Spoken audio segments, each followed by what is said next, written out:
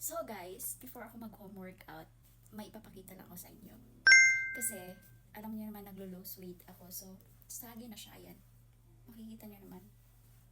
'Di ba? So, ang ini-aim ko ngayon ay mabawasan yung sagi ng skin ko sa arms. Kasi yun talaga ang problem ko and mapuson ako. So, sa arms muna tayo. Ito yung ginagamit ko. Before, 2 kilos lang siya. So, for me, sa tagal kong ginagamit to, magaan na siya for me. So, ayan guys, nag-upgrade na ako. Kasi, ang ganda ng color. Ayan, 3 kilos na siya. And dalawa yung binili ko. Ayan. Actually, nag-a-adjust pa talaga yung arms ko dito kasi medyo mabigat siya. 6 kilos in total. Ayan. Ang ganda ng color guys. Sa mga work from home dyan, recommended to sa inyo kung tamad kayo magpapawis. Kahit 3 minutes lang sa bahay nyo, pwede nyo itong i-grab at workout. Ayan, nasa yellow basket.